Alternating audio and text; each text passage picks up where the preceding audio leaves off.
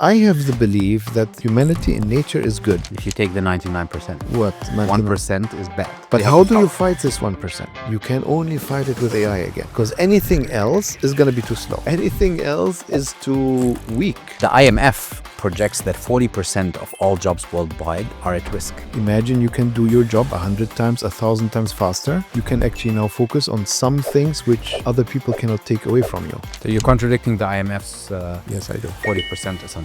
150,000 new jobs developed because of eBay doing cross-border trade. There is a war zone. You don't have enough to treat every patient. 3 wounded come in. Is it more appropriate to let a human decide on who of these 3 lives? Or is it more appropriate to let an engine decide who of these 3 humans live? And only one can survive. The human is going to use some parameters to decide as well. And the machine is going to look at parameters as well. I still don't see a difference.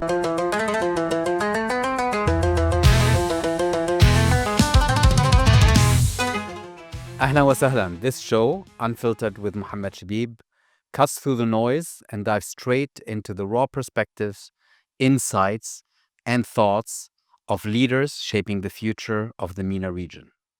Today's episode is different. If you've ever used chatbots, if you've ever input something in a language, got a response in another language, then it's very likely that you've used a system that was invented or developed by Dr. Hassan Sawaf. Today's guest is not just someone with opinions on AI. He's actually one of the reasons why AI sounds the way it does today. He's from Germany, with Syrian roots, spends his time between Silicon Valley, the United States, Europe, and the MENA region.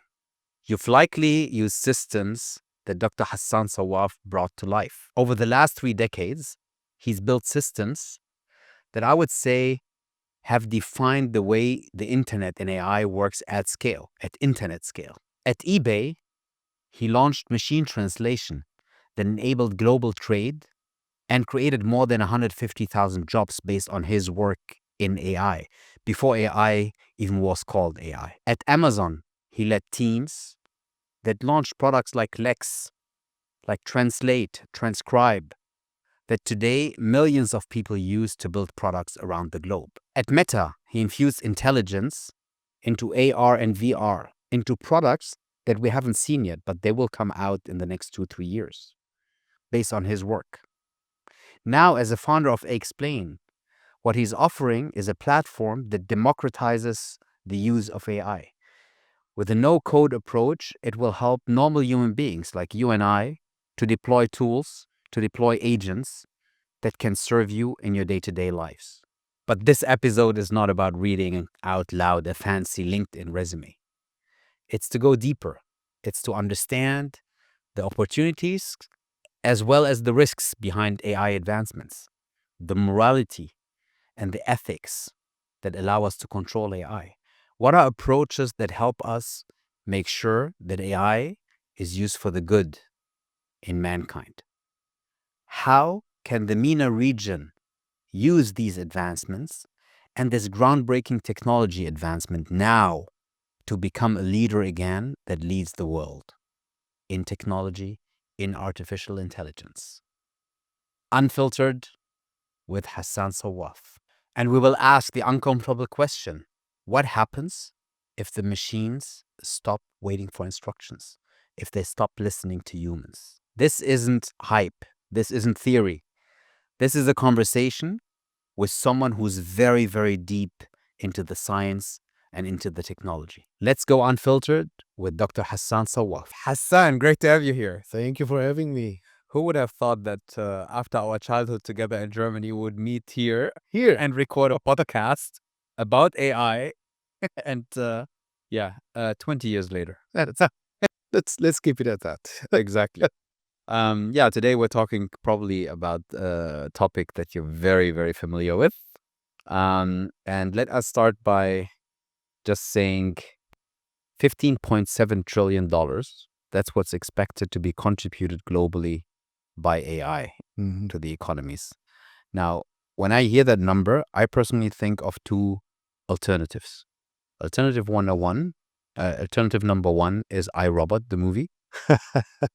Alternative number 2 is some sort of utopia where humans and machines live next to each other and create a better version of this world for everyone. Now, looking at the current warfare around the world around natural resources, and I'm not necessarily talking about Gaza only, I'm talking about all the world.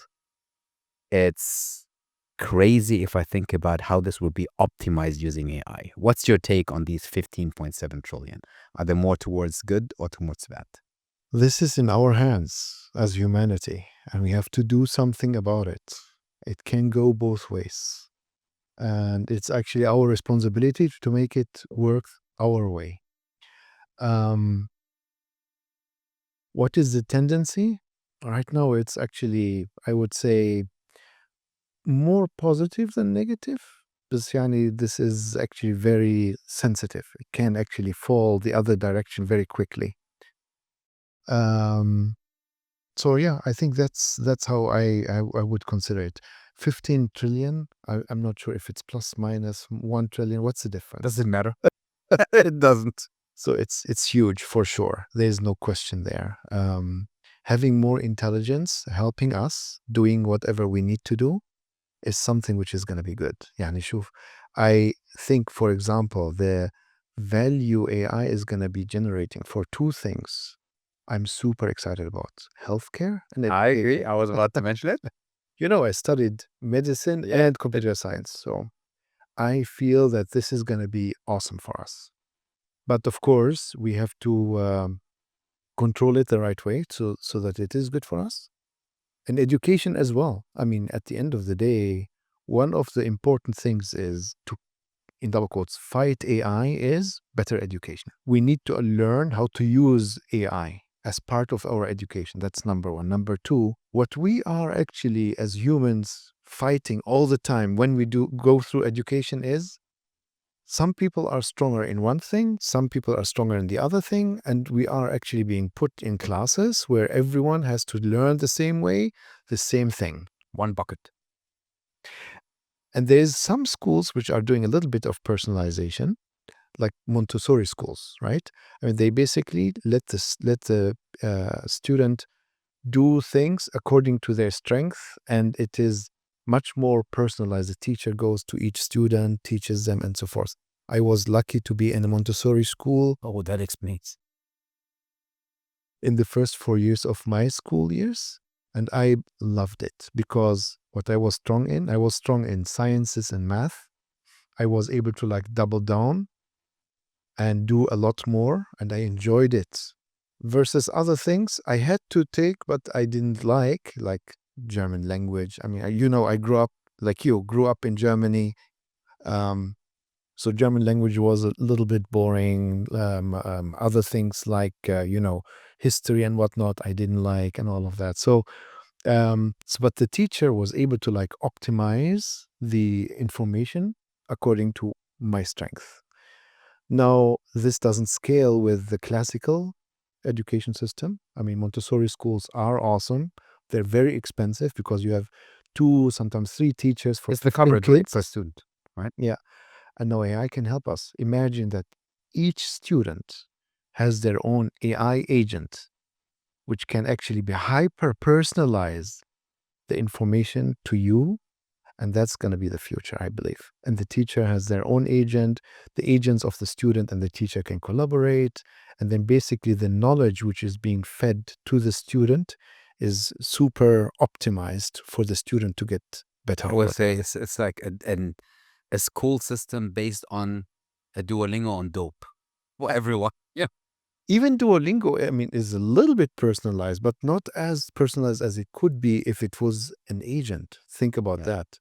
Which, They leverage AI, but they're not an agent-driven thing. yes, exactly. So it's not hyper personalized. You're still going through the same class, whether you are using Duolingo or I'm using Duolingo. There is some personalization, but it's very tiny. Yeah. Imagine it's not that way. I mean, when Duolingo figures out, okay, you have this class covered, it basically fast forwards to the next. That would be a better personalization, but even that is not hyper personalized. I'm waiting for my car to tell me, stop listening to stupid music. I'm going to teach you Chinese now, Mandarin. You know? Oh, I would love that, Yeah, actually. just like take the initiative even. Yeah. Which leads me to my second point, right? You've just painted the picture of health tech being Yep. 100,000x better than today. Yep. And education, I fully agree with you. That's the next frontier, I think, that will change humanity forever.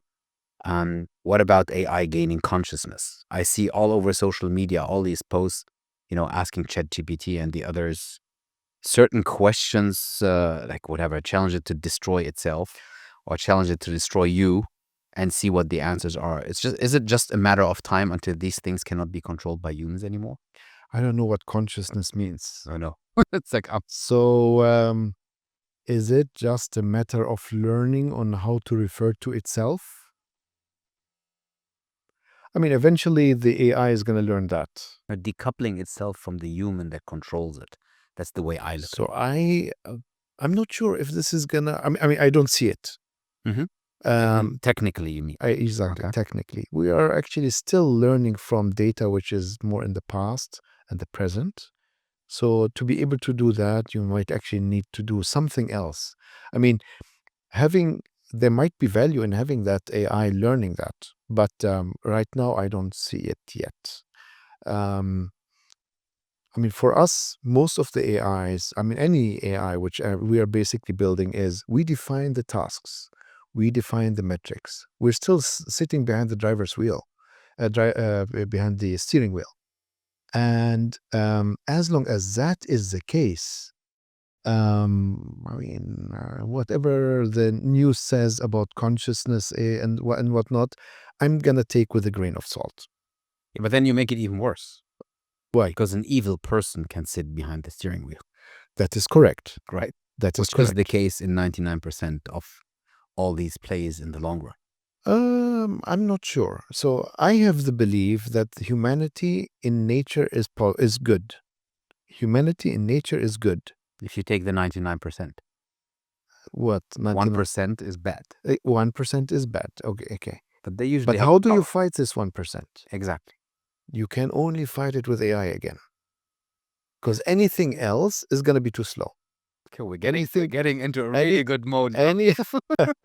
Anything else is too weak, and so forth. So we need to actually, I mean, this is why AI is, for most of the countries, of national security interest, right?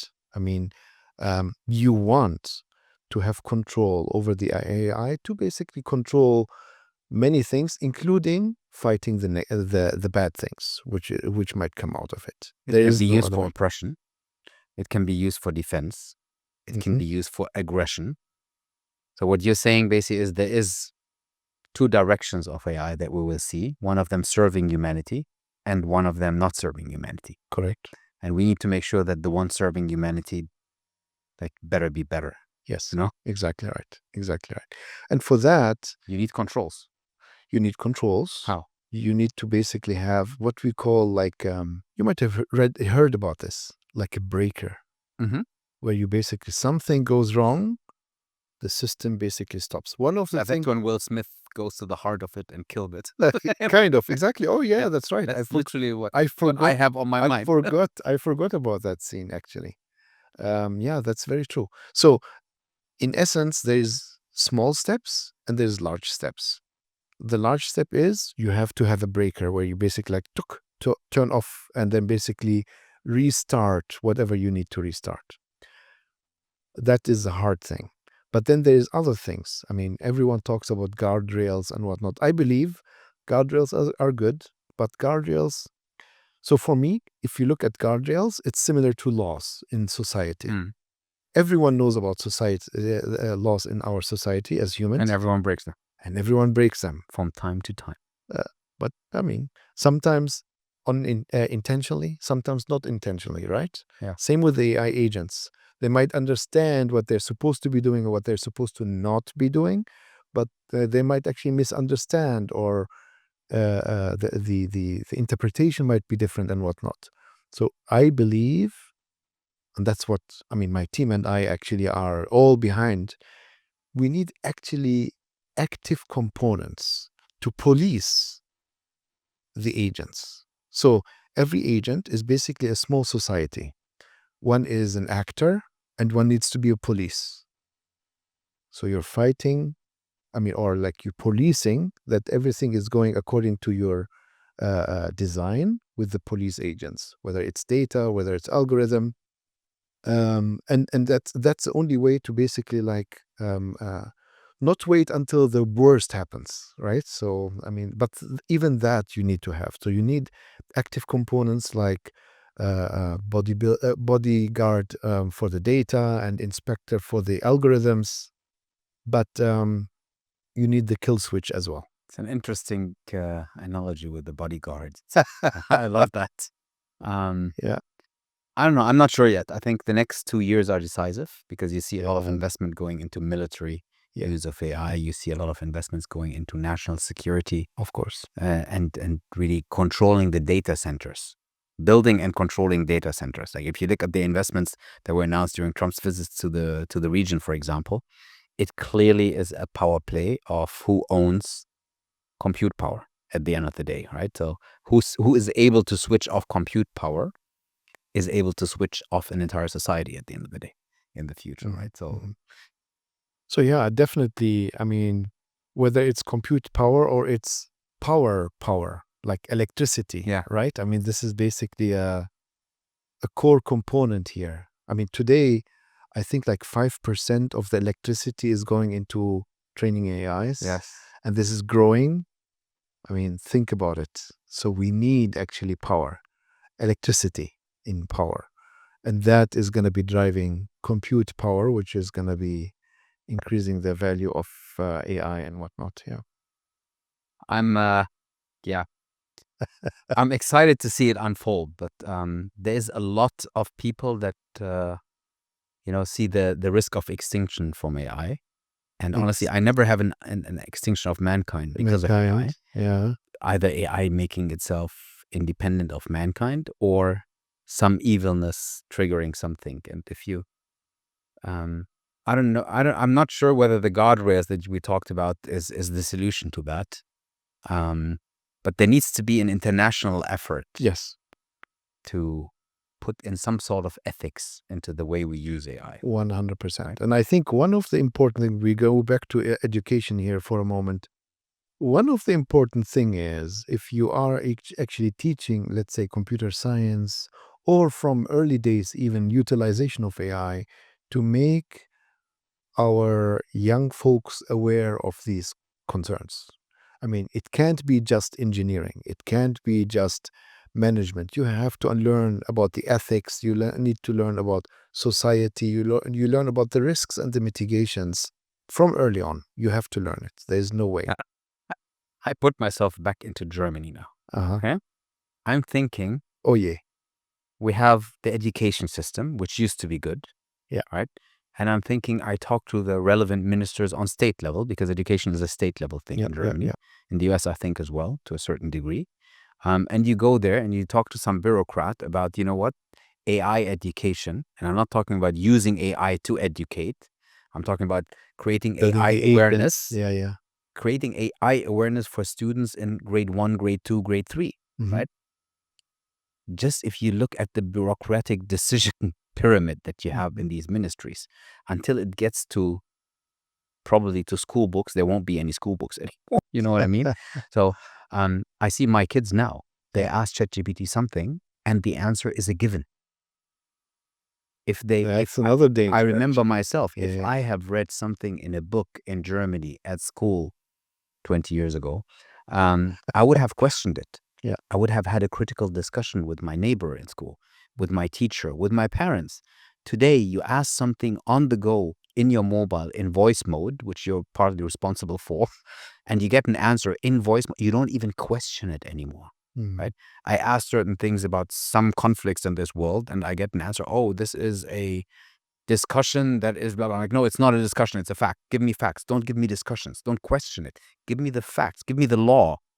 And you have to push 1 time, 2 times, 3 times, 4 times before you get the right fact base, because there is a bias built into these systems, right? So how do we work with that going forward? How do we make people aware and conscious when decisions to influence the educational systems in the Western and in the Eastern world take ages? not every country is as progressive as the UAE or Saudi in like putting AI into the school system, or China, which is light years ahead of us. How would you address that?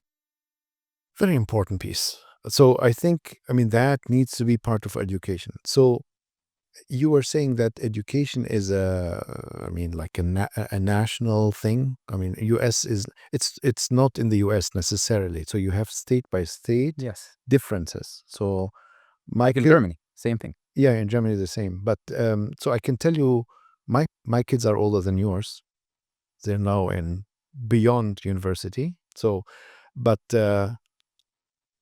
when they were in school, they grew up with AI. Maybe it's also their father's fault to some extent. Yeah, I would say like that. It's kind of weird. But they actually question everything which comes out of the AI, which means they learned on how to basically fact check. And this needs to be part of education. This needs to be part of the education. AI fact check.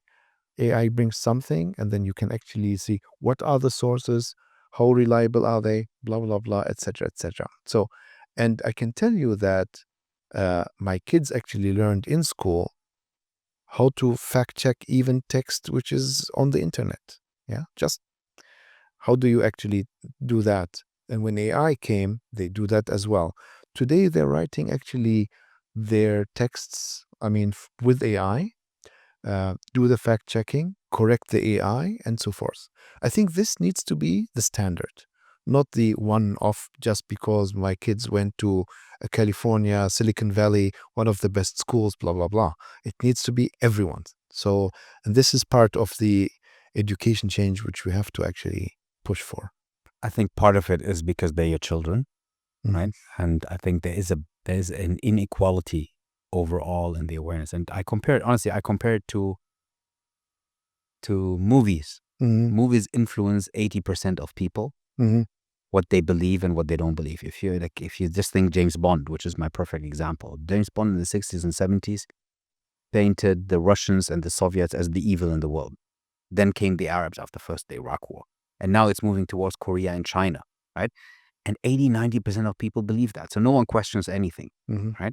And I think with AI, it will be quite similar. There is a wider population that either doesn't care. That's unfortunately true. And that's really unfortunate because this is what will cause damage. I mean, I agree with you 100%. Unfortunately, I have to agree with you. And actually, it's not only about the consumption and the leisurely consumption, but also we are in a time where quick consumption is critical. Yes. I mean, I have no time for attention more than 10 seconds, 15 seconds, 30 if I am very attentive. But the information you get there doesn't give you enough time to do the fact checking. Exactly. Which means you're going to take it as is. Exactly.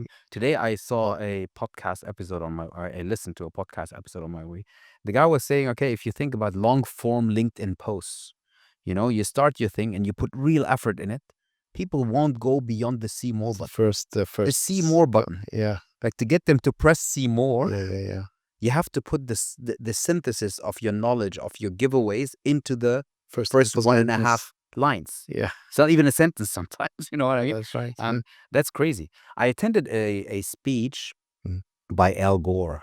I think it was 2012 or 2013, where this wise man was talking about the biggest risk of humanity being unemployment because of technology.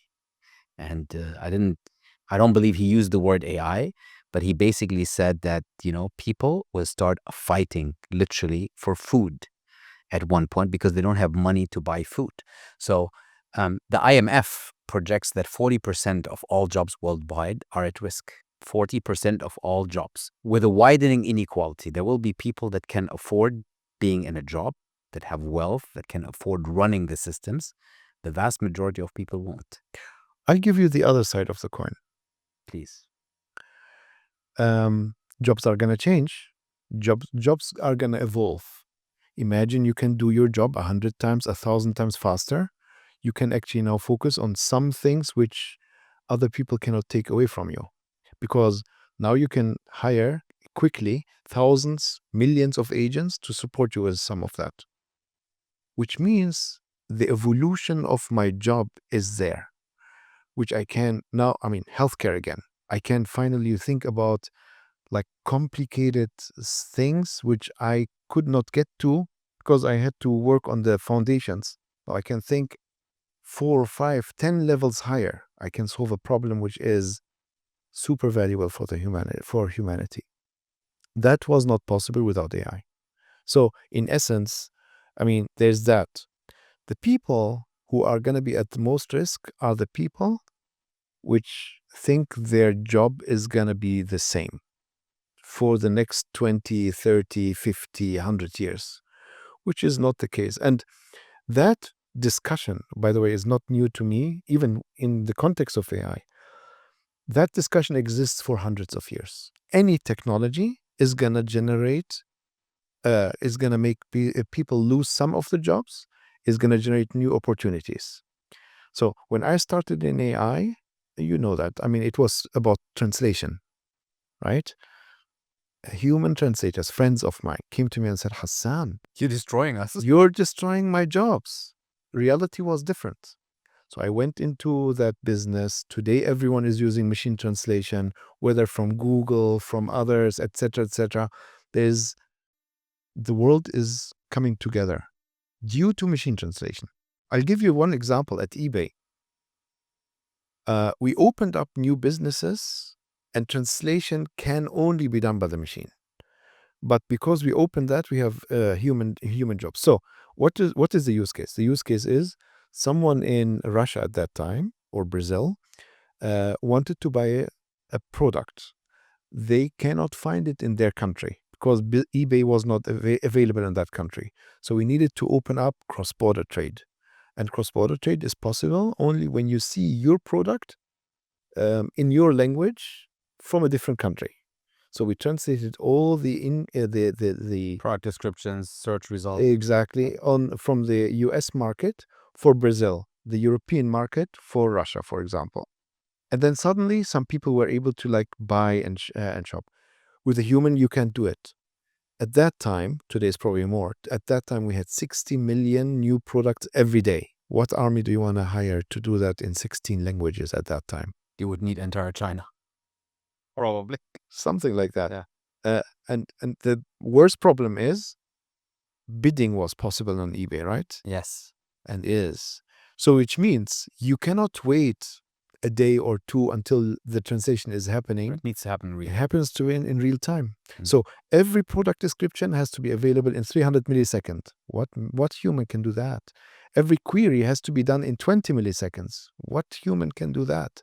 So, but that capability opened up new opportunities because the people which basically were seeing good traffic for them on eBay, they started using human translators to generate the product descriptions because the quality is better, and then basically put it back on eBay and win better. So we were measuring 150,000 new jobs developed because of eBay doing cross-border trade. So people were thinking we're going to lose jobs. In reality, they're not able to serve their customers anymore because so much demand is happening. Today, human translators are still doing translation, and the job market is growing still, continue to grow, even though we have machine translation and whatnot. They're using now machine translation as a tool. They're using now agents to help them do the job even better. And the job market is not shrinking. It's growing, still continue to grow. But the content which needs to be translated is growing, which means that is basically, so same, I mean, this was when AI was slow. Today AI is faster. The development is faster. Iteration over iteration of capabilities is moving much faster. But I still think that opportunities are going to be more than... So you're contradicting the IMF's yes, I do. 40% assumption. Yes. No, look, IMF might be true, might be right. That But they're not looking at the regeneration. Exactly. New opportunities they're not measuring. They're measuring only the 40% of jobs at risk. How much of that is new opportunities? They didn't talk about that. And I mean, maybe they did and I didn't read it. So One of the questions that I keep getting is, you have ChatGPT, which has become the household name because everyone knows it. Like Skype back then, there were better tools than Skype, but everyone was, I Skype you, right? Now it's ChatGPT. I don't know if it's the best out there, but I look at DeepSeek as an alternative, for example, hosted locally on my own machine, which I think is a great alternative for me, for my personal use. People are asking me, is this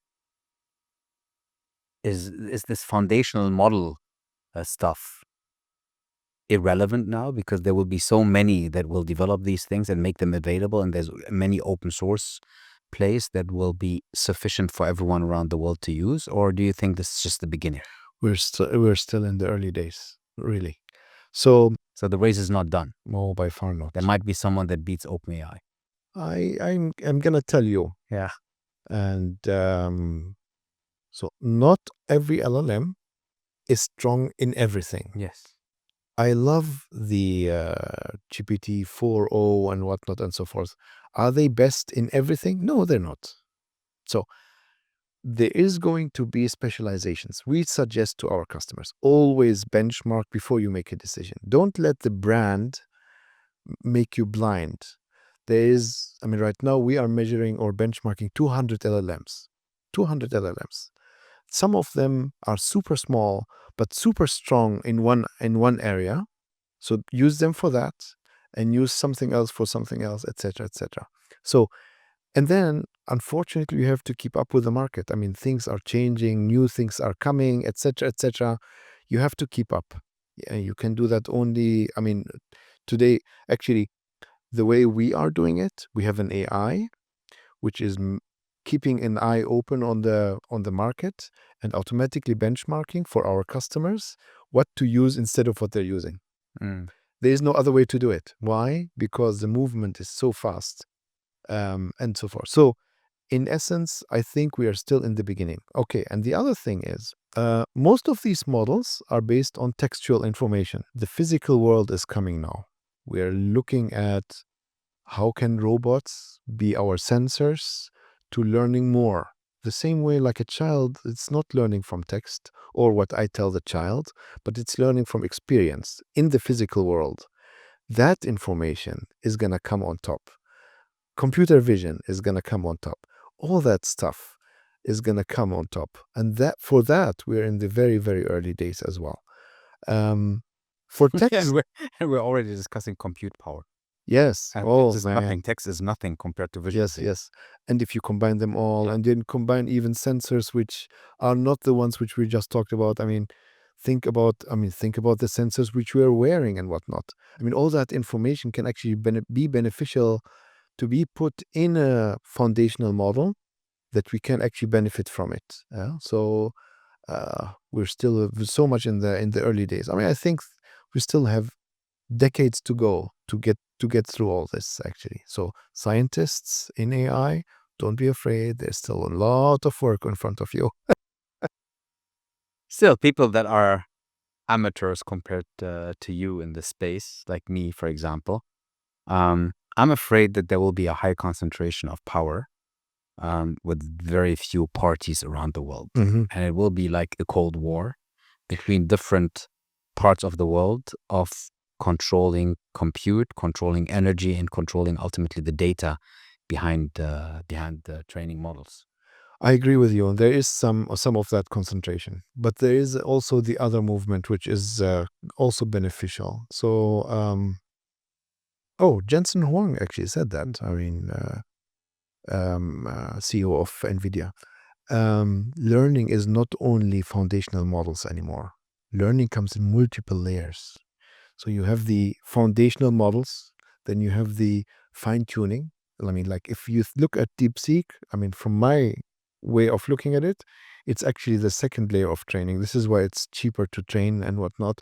So it's not, comparing OpenAI training and DeepSeek training is a little bit of apples and oranges kind of comparison. So this is from my point of view. But again, we have foundational models, we have fine-tuning, and then we have the learning on the agent level. Agents have memory. They can learn in real time. Foundational models take months to train. Fine-tuning takes weeks to train, and learning on the agentic level takes seconds, milliseconds to learn. And the advantage is the higher up you go into the stack, the cheaper it is actually to develop. Reinforcement learning for the agent is actually relatively straightforward, relatively cheap. I mean, it's not free, but someone with a few $100s, few $1,000s can do something there in a specific specialization. So yes, the foundational models, you have basically that in a few hands only, but then all the other layers are actually much more affordable, and there's a lot to be won. I mean, you don't have to build the foundational models all the time from scratch anyway. You can benefit from existing. We have some which are being built in this region, right? You can take those, build on top of them. There's some which are built in Europe, some are built in China. It's good to start with something which is culturally closest to what you are doing, because that's the foundation, and then build on top of it. You can fine tune on top of it, or learn on the agent level on top of it. And that is, I mean, so don't, I mean, d- don't get paralyzed as a developer. Don't get paralyzed about saying, oh, you know what? It's in the hands of only like the top 10 countries or whatnot. No, you can do something. You can actually do something with a big impact. Which is pretty much what you've been preaching. I 100%. follow you, democratizing AI, democratizing AI. Exactly. Yeah. You've been talking about we. So we is aiXplain, your company that Yeah. basically takes the complex world of AI and simplifies it in such a way that people like me could develop on top of AI. Companies that don't have the expertise that you have as a scientist. You call yourself a scientist. I remember that. I know. Or researcher. And I think the good thing is that all this no code approach to AI removes the fear from touching it and really Correct. experimenting with it. Yeah. That's what I appreciate when I take a look at such platforms, including aiXplain.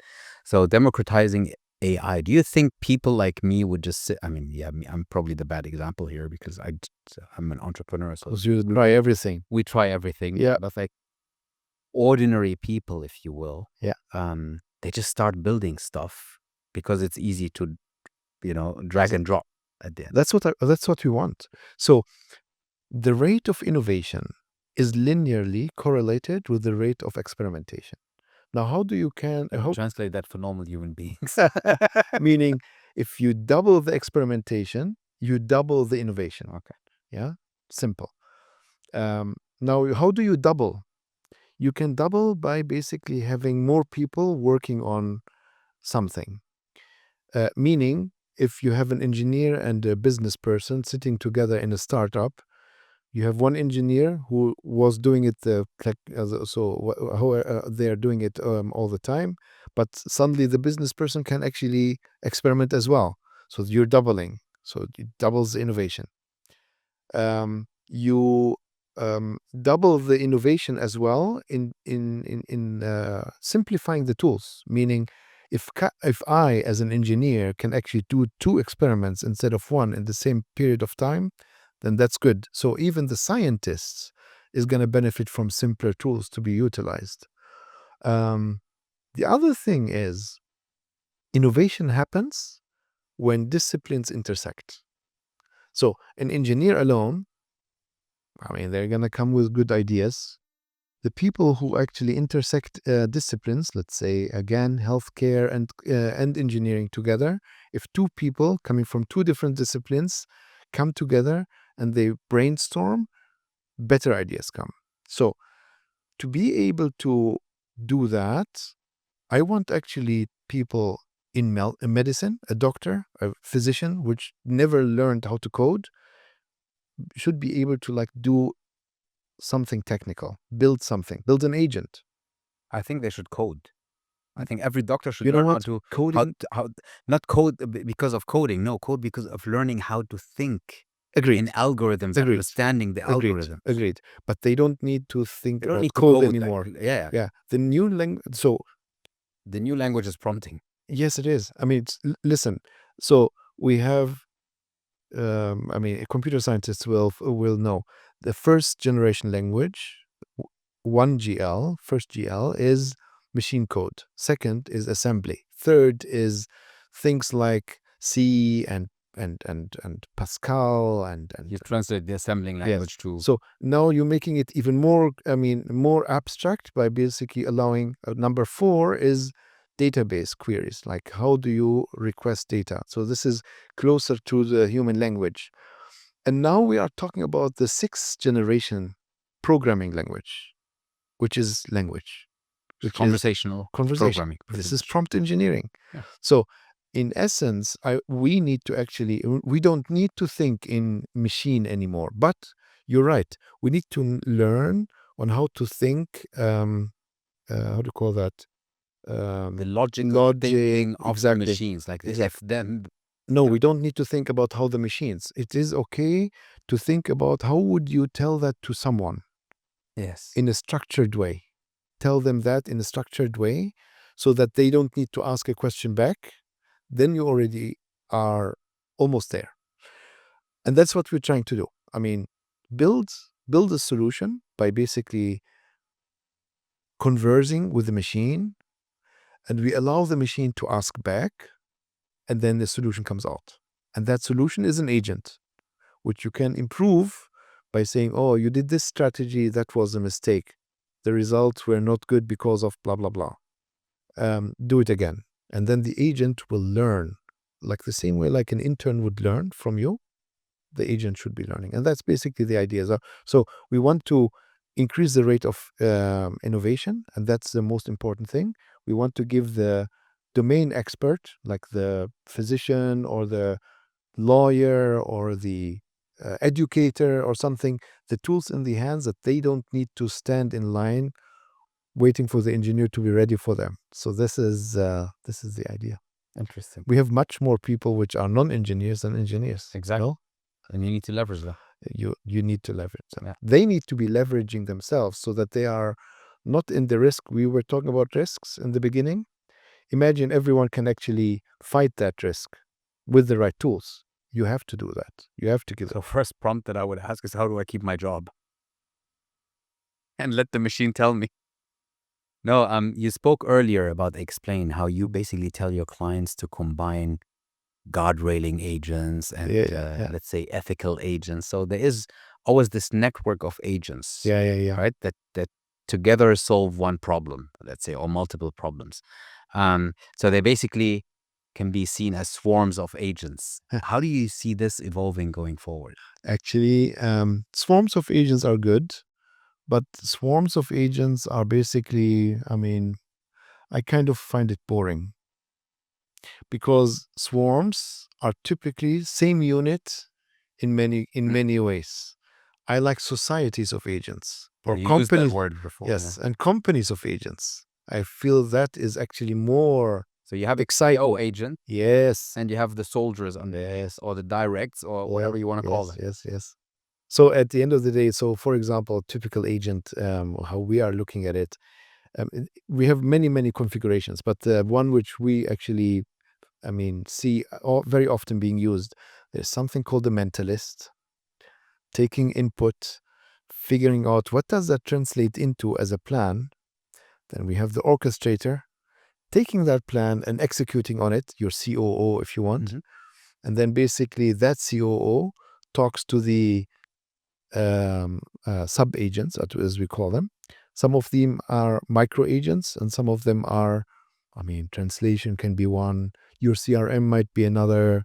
So one customer support agent, one Can be. fulfillment agent, Exactly. one production agent. Finance, etc.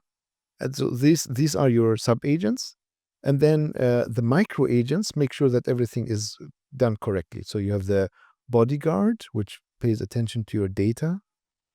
And then you have the inspector, which makes sure that everything which is happening is according to the rules and regulations you want to. For example, PDPL. Everything needs to be PDPL compliant. Or for healthcare, HIPAA compliance. So some entity, the job has nothing, they do only one thing, pay attention to HIPAA. That's basically all they do. And they pay attention that all the agents inside your society of agents or companies of agents that they're doing their job right. That's basically it. And that's going to be cool because we're going to finally see the one-person unicorns coming out, which is going to be cool.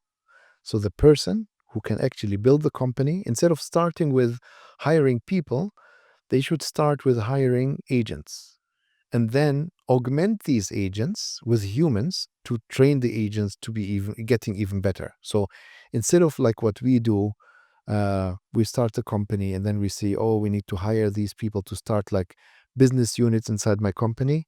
No, I need to think about, I mean, we have today 55,000 agents on aiXplain.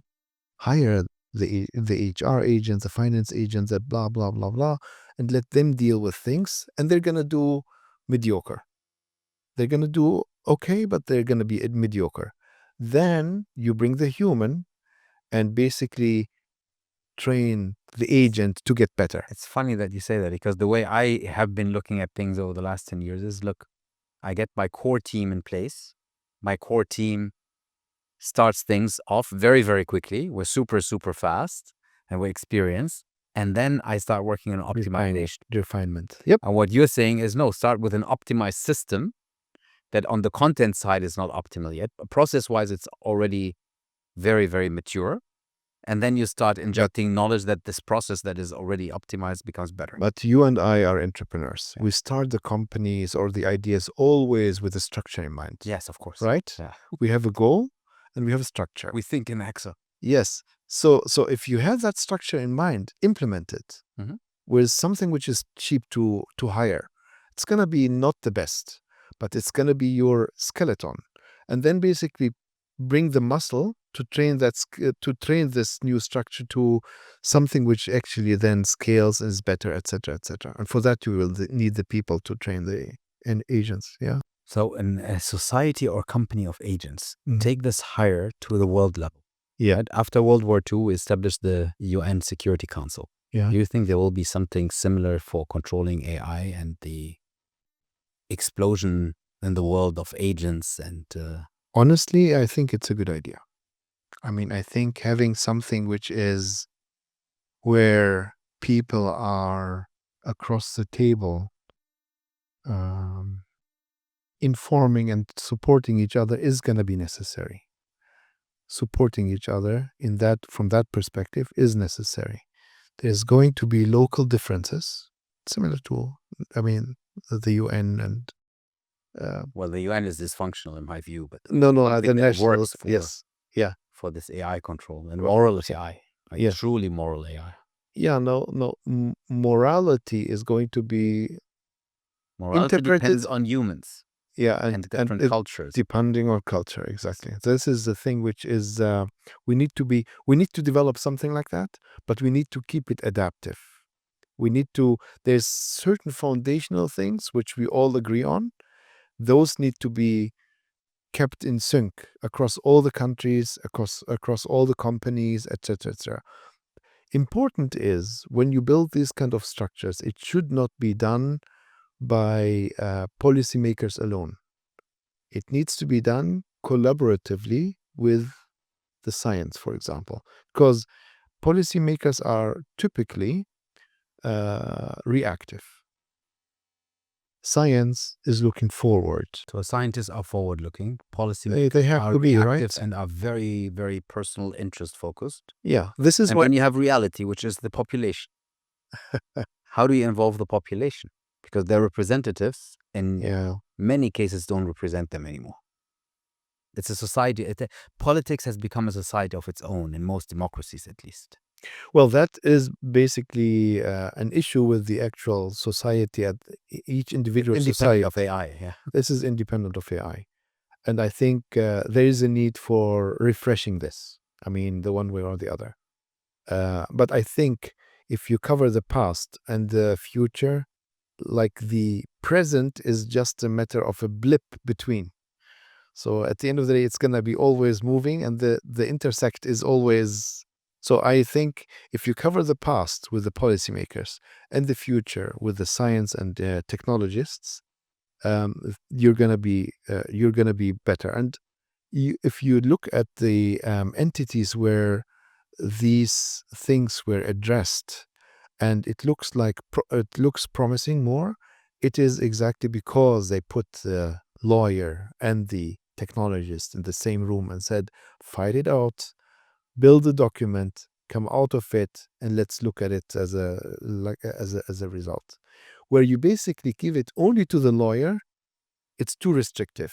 If you give it to the scientists alone, they're gonna say Too progressive. too progressive. Exactly. Anything is too progressive. This is why you need to have them together, let them fight it out. And the mismatch of opinions is actually a good thing. Let them really, Advances things. exactly, it's going to advance us and keep us safe. So have them all together. And that's my last question in this section before we move to my favorite topic, the Middle East and the MENA region. If you had to decide what no one is allowed to build into any AI engine, what would it be? The one thing that AI should never be able to do. Controlling a weapon, honestly. I mean, that's the thing. That, of course, is gone. That ship has sailed away, my friend. You asked me what would I, and I told you what would I. Unfortunately, that's already over. I don't know, to be honest. I mean, I'll give you an example, a use case. Tell me. Tell me. Okay. Let's say there is a war zone, and there's a doctor in a hospital. You don't have enough to treat every patient. 3 wounded come in. Is it more appropriate to let a human decide on who of these 3 lives?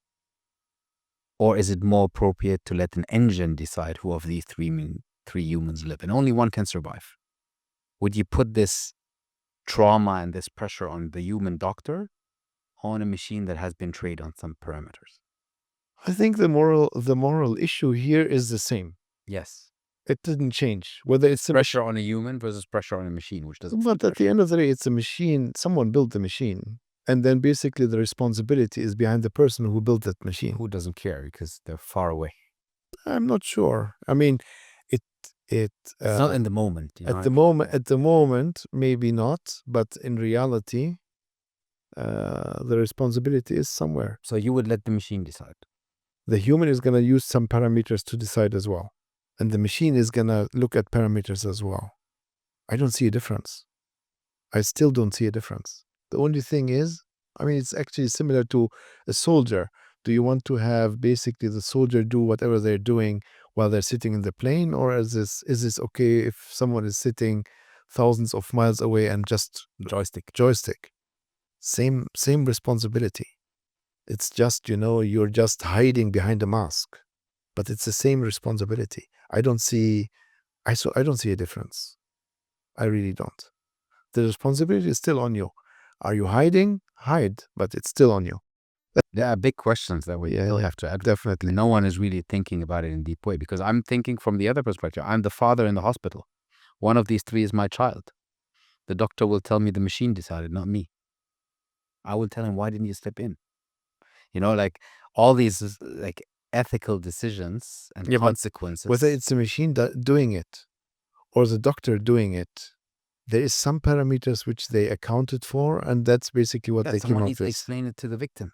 The machine can explain it as well. I took a decision because bit 1 and bit 2 and bit 3. You know what I mean? Like it doesn't satisfy me. No, but it's not going to satisfy you. Even if the doctor tells you that's my reason, you're going to say no, but that was a wrong decision. You did a wrong decision because of it's my child. Exactly. I am biased. Of course, I'm biased. I know, but you'll never get the empathy out of the machine, probably. No, empathy, yes, very That's true. what I'm trying to say. Like, but even the doctor, at the end of the day, has to. Yeah, it's hard. It's hard. Yeah, it's tough, and we will face that, especially when you see what you said, like AI in warfare. I don't know how to explain it to my children's children at one point. Like, who built this crap? And it's basically killing at scale, even more than whatever we have experienced in any war in the past. Like, we can't probably imagine what the capabilities are right now. Let's talk about the Middle East.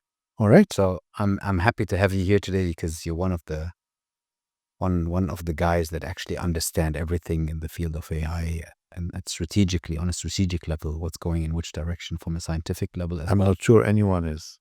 No, but like on a no, but you're basically at the pulse of it at the moment, given your work, right, and your background. There are estimates that say AI would contribute about 320 billion to the economy here in the region, and about half of it to Saudi Arabia alone. I always, and this is the reason for this podcast, I always say we should stop being consumers and start being creators. We should stop follow and start leading.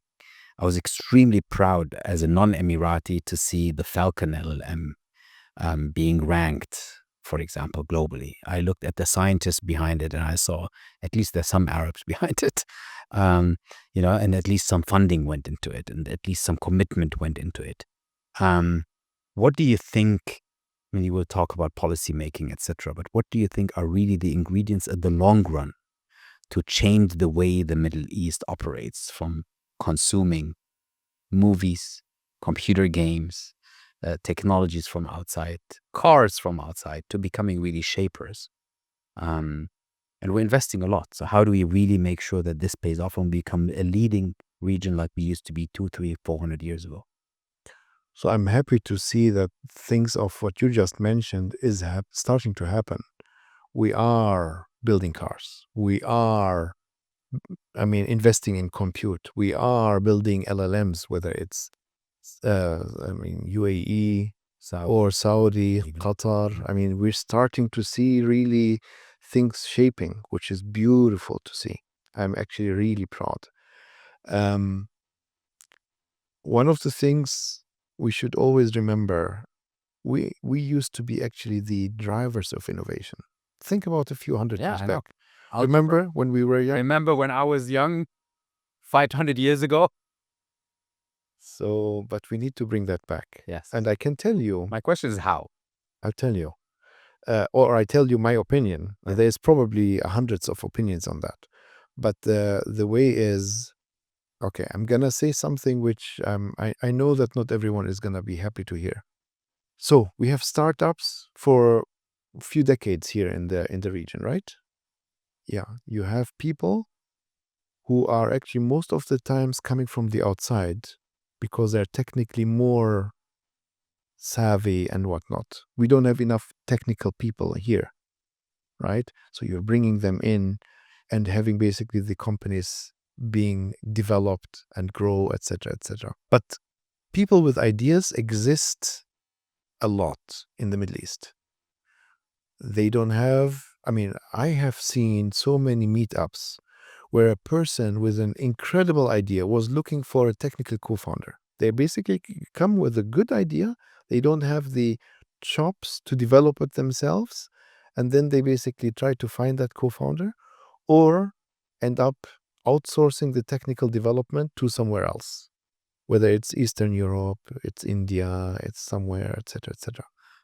Now, if we can actually enable the community here to not need that, this is why I am so excited about here. Giving them the right tools in their hands, you see that some people are actually coming up with ideas which are incredible, and they don't need technical co-founders. They can start. And then when the company starts having traction, then of course they need the technical co-founder or a technical team to train AI to get Take it to better, the next level. to the next level, exactly. And this is what is cool. Something else needs to change still, though. Most of the development which we are seeing here is more or less like a copy of what's happening in the West. Yeah, tell me. Unfortunate. Tell me about it. But it's getting more and more that, and that is not only a result of people not having the right ideas. Oftentimes, it's actually also our appetite for risk. So, one of the reasons why I left Germany, we grew up in Germany, where I left Germany and went to the US was what? I was building AI capabilities, AI companies in Germany. But customers were not wanting the risk. I know. They would actually see me showing something which works 90%, 80%, but then not the last 10 or 20%. And they would say, yeah, come back when it's 100%. And you have already 50 other customers. That too, Yeah. that too. Let's put that aside a little bit. But at the end of the day, AI capability was never, until today, is never 100%. You need to basically learn on how to deal with capability which is not 100% and make it work for you so that you can still make benefit from it. I mean, by the way, we as humans, when we make decisions, we make mistakes. Of course. We are not 100% either. But people expect that the machine is always doing 100%. I always remember this one sentence that someone told me. I don't even remember who, but perfection kills innovation. Yes, Right? that's true too. Never That's strive true. for perfection. Yeah. And if a human translates, there's always a 5% error rate, Yes, which of course. so why do humans expect 100% in Germany? I don't know. But that was the reason why I said, you know what, I'm going to pack my bags and move over to the US. The US works differently. It's the other extreme, where you go to a venture capitalist and you tell them an idea and you don't have anything yet. You just tell them the idea and then they look at you and say, this is awesome. Here, take some money and try out what you can do. Come back when you have something to show. Exactly. But with my money. With my money, yes. But that's okay. I mean, and they know that 80, 90, 95% of the times where I'm basically putting some money in there, it's going to be burnt. But they still do it because, so Jeff Bezos, calls it the regret minimization framework. It's better to try something and then say, okay, I tried at least and it didn't work out, versus basically not trying something And see and someone then else gaining later everything. exactly, because someone is going to benefit from it, and you basically are saying, oh shoot, I had this idea, I didn't try. Oh, I should have. So, and this is exactly the mentality you can see in Silicon Valley and in other like hubs in the US. And now, if I look at this region here, it's somewhere in between. It's not, when you have just an idea and you go to an investor, typically they're not gonna give you the money. If you come to an investor and you have a prototype, there's a higher chance that you can get the money. If you have a prototype or an MVP, like a minimum viable product, and you have some customers already trying it out and they say, yes, this is cool, then you have an even higher chance to get developed. If someone invested from the West and and you're looking for money here, the chance is even higher, because they're saying, oh, they actually trusted. Let me Blue-eyed trust. guy understands better than me, so Yeah, I trust his decision. Decision. It's changing though. The beauty. I think it's changing. It's I was about changing. to say, like, Yes. this was the case 10 years ago. The first question that I would get, who's doing it in the West? For any idea that Yeah. who's doing it in America or in Europe? And this is changing This now. is changing. So, and this is beautiful to see that basically the Silicon Valley mindset exists here now too. Not with every VC, unfortunately, but some VCs are. Which, I mean, I'm really proud to see that actually, okay, I'm talking to someone on the other side, and they're thinking exactly like a VC should be thinking. Not copy someone else's technology or idea. No, do something innovative. I mean, I'm okay for you to fail if you're trying it seriously, which is great. So having that, and having now tools for everyone to basically establish and build technology, is a great thing. Now, something third, which is important.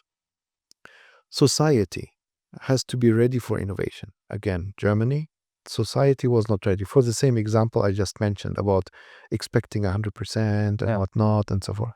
Here, it's now different.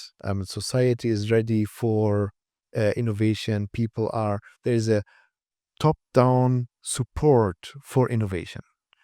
AI first thinking. I love that. I mean, this is awesome. The first AI minister. There's a lot of BS. Huh? There's a lot of BS in that. But I think they're pushing with all aggressive. And when I say they, I mean literally every government. Yeah. Or every policymaker in the GCC at least is pushing towards thinking AI. So, but the thing is, I mean, there's a lot of things which are not realistic or not realized. But at the same time, there must be a push top down to say, think that first. I mean, similar to Silicon Valley like 10 years ago, mobile first. Everyone has to think mobile first. Why? Because everyone has a mobile in their hand, right? But now AI first. We need to think AI first because it is a mistake to build something classical and then augment it with AI. That's what we just left behind. So think AI first and augment it with tools. This is a new paradigm, right? This is a new paradigm. You think I mean, you recruit your people, or I mean, recruiting and defining the metric you want to optimize for is how you build new systems or companies versus micromanaging, developing step by step To everything. be honest, I think that's the biggest development need we still have in the Middle East is the managerial competence. Yeah. It's still very Understand. old school. Yeah. Very old school. I think that if I take this whole AI game to the next level, because I think the things will unfold, the ecosystems of agents working together and God knows what. I think the biggest challenge that I see that needs to be addressed now is the interfaces to the users, Okay. right? And if you just take a look at aiXplain with Bellis-free, your chat agent that builds Yep. actually Yep. flows at the end of the day and complete like agents based on prompts. Yep. I think this prompting sucks. Like, so you need to take it to that. In that context, it's OpenAI purchasing Johnny Ive's company to Yeah. design hardware. When the first, I had a couple of thoughts when I saw the news and when I saw this beautiful like image and the video, and I was like, God. The first thing I thought is, why is switching Johnny Ive to the evil side? But that's me. The second thing that I thought is, damn it, we missed an opportunity because in No, the we Middle didn't East, yet. We didn't yet. no, but in the Middle East, we Yeah. could have bought someone who's a legend in design to create hardware because we have all ingredients. This is nothing where we have to catch up. Yep. I think this is something where we would have taken a lead, But and I think we should. I agree with you. We should definitely. We should. Maybe So- not with Johnny Ive, but do you believe that hardware is Yeah. the next thing? Whatever form of hardware, like not a box, but Yeah. some sort of wearable, probably. Yeah. I still believe that every glass that we'll face will be an interface for us. Yeah. In the world, and probably this is something that we can design and build here in the region and lead. I agree with you. So listen, I mean, I don't think we know yet what the form factor is going to be for the best form factor is going to be for AI. We don't know yet. Agree. Is it language? Is it something else? Is it wearable? I mean, I worked at Facebook. You know, I worked on glass very long on the glasses. Yeah, but we worked on glasses which are going to come in 2027, where you basically have like augmented reality. You basically overlay digital information on top of reality. You have cameras, you have smarts which think with you. I mean, today, even with the Ray-Bans, you can actually utilize some of the AI to like be with you and It's probably help you 1% of what understand. will come out in 2 years. Yeah, exactly. It's going to be cool. I think it's going to be cool. Is it going to be the solution? I don't know yet. I swear, I don't know. Is OpenAI going to be coming with the solution? I don't know yet. But the important thing is we have to try. We have to think about what is the way.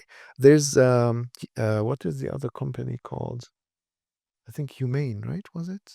The Saudi one, no? No. No, That's the one with the the one. device Yes, thing. with the Yeah, but yeah. honestly, it didn't didn't last work too out. long, Yeah. unfortunately. But I am happy to see that at least some people are trying something. But do you believe as well that this is our chance here to work 100%. in a vertical that doesn't exist yet? 100%. Like we could shape an entire vertical. 100%. 100%. Right. So the interface between human and AI is not well defined yet. It's an opportunity. Anything which is ambiguous is an opportunity. In all your conversations here in the region, do you see that people are thinking about it? People with cash, people with like Some people, yes, vision? they do. Some people, yes, do. they do. Yes, which it's awesome. The conversations with them, I mean, they go 4 or 5 hours up to the morning, and we basically brainstorm. It's really cool things. Let's see what comes. And by the way, it doesn't need to be a big company. This is the thing. It doesn't need to be a No. big company to start. Yeah, of course. Small companies can start, and I think we have to try many things out until we find the way. I agree. Yeah. And I think what I would do, if you asked me today, is I would probably plug a serious amount of money into an innovation center that explores this and only this, and have like 45 companies being founded there, and just like creative people that just figure out how, like, I don't know, designers. At the end Yeah. of the day, designers Yeah. that figure out things, and the most promising one that is tested and like resonates with users, fund it. Fund it and try to sell it. One thing that you just mentioned also caught my attention. Like, if I look at my conversations 10 years ago here in the region and my conversations nowadays in the region, we're much more aggressive when it comes, no, let us own the space. Yeah. Right? This was not an existent, like, 100%. the conversations 10 years ago were literally like, oh, you want to go into a space where Amazon is? Ooh, no, Yeah, we're yeah. not going to fund it. Yeah. No, actually, this is the beauty actually right now. This is what makes me actually excited to be as often as I am in the region. Um, I see that, and this is motivated by leadership, Yes. It's top down. top down. Everyone is motivated. Everyone is excited about what to do. Some people know what to do a little bit more than others, but just the mindset to be where we are today, just the mindset was necessary to get us to this place, right? So, If we talk legacy, what do you hope to be remembered for? Because you're at the forefront of this development, yeah, pretty much. from the first day I worked on AI until today, I want to be an enabler for innovation. People come back and say Hassan was actually the reason, Hassan and his team was actually the reason that we are able to do something where we are today. That would be great to see. Basically, I'm today seeing some of my former teammates being CEOs of um, uh, publicly traded companies in Germany, in the US, and whatnot. Makes me proud. Being able to say what we did at eBay, what we generated 150,000 new jobs, makes me proud. I hope to see more than that here in the region, for example. That would make me very proud. That's actually, we could close now, but I still have my traditional questions. Um, I have 3 questions. The Tell me. first question is, one piece of media / book that changed your life. One piece of media. There's a few. Actually, believe it or not, I love to read biographies. I learn a lot from them. Mhm. And you probably heard that now from multiple people, but the book from Anderson, I think, about Steve Jobs. Isaacson. Isaacs, Walter yes, Isaacson. Walter Isaacs. That's my sorry. favorite. Yes. I like that book. It shows you nothing comes for free. You're gonna always stumble and stand up and go. The one thing which makes you special is that you are able to stand up after you fall. And I think that book is basically representing some of that. And that's what I like Yeah, this book. like, it resonates with me.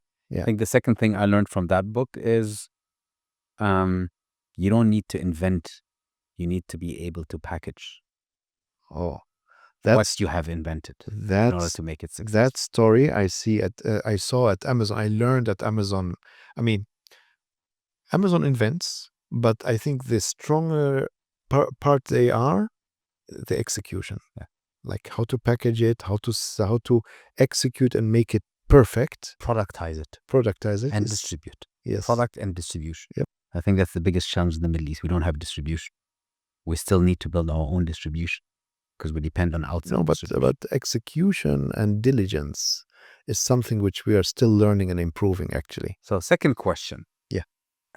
What is your next $1 billion company after aiXplain? Million? Billion. Okay, Bill. Where would you That's put, better. if you had $1 billion, where would you put it now? That's my Oh, question. wow. Oh, my God. AI and healthcare. No question. In health there. Okay. Definitely. Good one. Yeah. I'm We're still- we're getting older. Oh, yeah. It's for our own benefit. I want us to get older, healthy. Yeah. Not older and in a I wheelchair. firmly believe Yeah. certain diseases should not exist anymore because we have all capabilities. Yeah. If we put all the funding that goes into warfare into health tech, Oh, perfect. there would Love not it. be any cancer. I'm 100% sure. One thing you need to remove from your life right now to grow at the age of 27. The need to travel. Move here, my friends.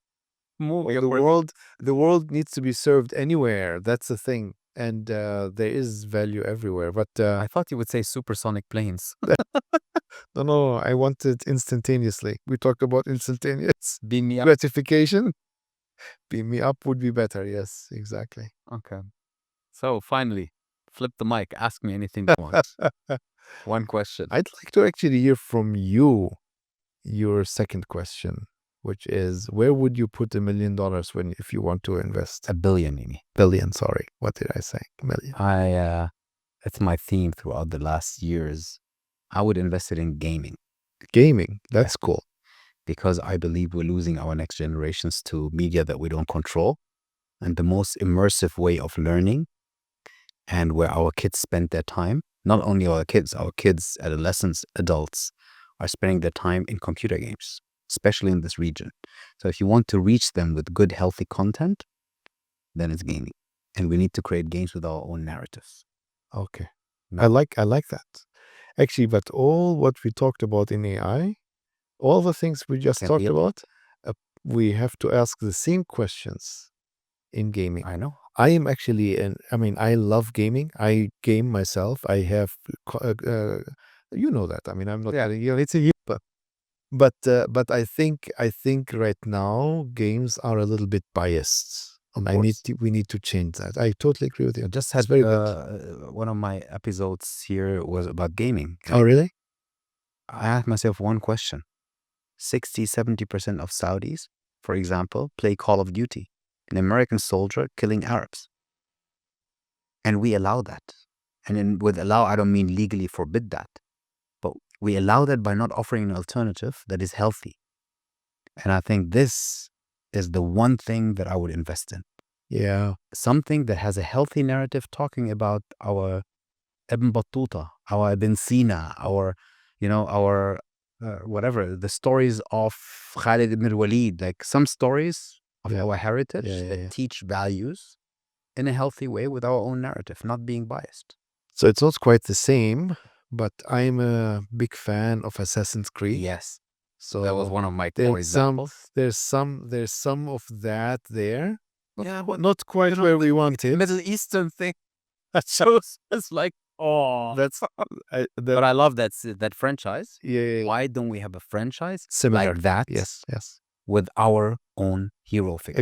Agreed. We must. I think it's an obligation for anyone with the skill set to go in there, rather than investing billions of dollars in buying game studios outside in Japan, in the US, in God knows where. And the beauty is, using AI, it's now easier to develop these games. Yeah, I know. I want to come back to you on that. How can I accelerate that? Sure. Because I have... we have a few friends, actually, which gotten into the gaming space. I have 2 game studios. Oh, you do? Okay. With my brother. Cool. Yeah, Very nice. Oh, that's right. Yes. And we've done some award-winning things. Cool. To make this at scale from within the region is my next move, to answer your question. Very cool. Very nice. Thank you for being here. No, this was the longest conversation we've had I enjoyed on this show, and we should do it again in 5 years. Okay, sounds good. Thank you. Thanks.